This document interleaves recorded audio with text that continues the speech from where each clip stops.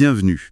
Aujourd'hui, on va se pencher sur un article de Madame la Présidente pour, disons, bien préparer l'année qui vient. Oui, L'idée, c'est de faire un peu le tri dans nos habitudes et de débusquer tous ces petits gestes qui, finalement, abîment nos cheveux sans qu'on s'en rende compte. c'est une très bonne image, ça. C'est souvent une guerre qu'on mène contre nous-mêmes, mais sans le savoir. Ah oui. La source le montre très bien. Les dommages, ça ne vient pas d'une seule grosse erreur, mais d'une accumulation de petites habitudes qu'on croit inoffensives. D'accord. Alors, explorons ça. Commençons par le premier front, si on peut dire, la sauce chimique. On parle des produits qu'on utilise tous les jours. Exactement. L'article met en lumière un trio d'ingrédients à surveiller. Les sulfates, les silicones et certains alcools. On l'entend souvent, mais ce qui est intéressant ici, c'est de comprendre le mécanisme, le piège. C'est tout à fait ça. Ce n'est pas juste une liste noire. L'article décrit un véritable cercle vicieux. C'est-à-dire, Prenons les sulfates agressifs, comme le lauryl sulfate de sodium. Il décape le cheveu de son sébum. de sa protection naturelle en fait. Voilà. Du coup, le cheveu devient sec, rêche, et là, que fait-on? On cherche un produit qui promet de la douceur, de la brillance. Et qui est souvent bourré de silicone. Et c'est là que le piège se referme, j'imagine. Précisément. Les silicones vont enrober le cheveu d'un film, un peu comme un film plastique. Ça donne une illusion de santé immédiate. Oui, ça brille, c'est doux au toucher. Mais en réalité, ça l'étouffe. La fibre ne peut plus du tout absorber l'hydratation ni les soins.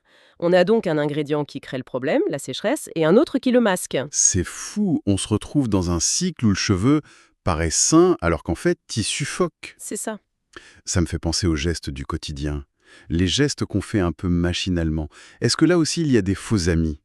L'article mentionne le lavage, la chaleur. Absolument. Pour le lavage trop fréquent, c'est la même logique que pour les sulfates. On décape encore et encore. On élimine constamment le film hydrolipidique qui protège le cheveu et le cuir chevelu. Pour la chaleur, c'est encore plus direct. Le fer à lisser, le sèche-cheveux. Oui, la chaleur attaque directement la cuticule, la carapace du cheveu. Une fois que cette carapace est fissurée, C'est la porte ouverte à la casse. exactement, la structure interne est exposée et le cheveu se brise. Et pour le brossage, je dois avouer, on connaît tous ce bruit terrible quand on force sur un nœud. On sait que c'est mal, Ah oui, mais on le fait. ce bruit, c'est littéralement le son du cheveu qui se brise. L'article insiste beaucoup là-dessus. Surtout sur cheveux mouillés, non? Surtout sur cheveux mouillés, c'est leur moment de plus grande vulnérabilité. Un brossage trop vigoureux à ce moment-là, c'est une des causes principales de la casse mécanique. Ce n'est pas un soin, c'est une agression. D'accord. Donc après la chimie et les gestes du quotidien, il reste un troisième front, le stress. Physique, celui de nos coiffures. Oui, Soyons honnêtes, une queue de cheval bien serrée, c'est pratique, ça tient toute la journée. L'article propose des alternatives qui sont viables au quotidien. c'est une très bonne question. La source ne diabolise pas le fait de s'attacher les cheveux, Heureusement. mais elle met en garde contre la tension, quand c'est excessif et surtout constant. Une queue de cheval très tirée, un chignon très serré, ça exerce une traction sur la racine du cheveu, sur le follicule pileux. Et à la longue, j'imagine que ça l'épuise. Ça l'épuise et ça peut même mener à ce qu'on appelle une alopécie de traction. C'est le même principe pour les décolorations à répétition qui fragilisent la fibre de l'intérieur. Donc, concrètement, l'article suggère quoi? De tout laisser lâcher? Pas forcément.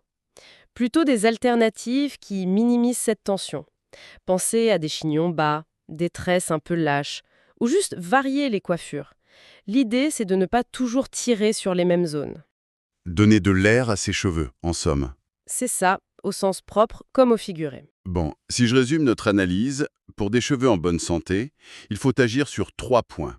La chimie des produits, la douceur dans les gestes quotidiens et relâcher la pression de nos coiffures. C'est exactement ça. La philosophie de l'article, c'est de voir le soin capillaire comme un investissement, sur le long terme. Chaque geste doux est une petite victoire qui protège la fibre capillaire. Une dernière pensée, pour la réflexion. L'article se concentre beaucoup sur ce qu'il faut bannir, ce qu'il faut retirer de nos routines. Oui. Mais si on inversait la question, s'il ne fallait changer qu'une seule chose et en ajouter une, quelle serait celle avec le plus d'impact? Qu'est-ce qui serait vraiment le geste le plus transformateur?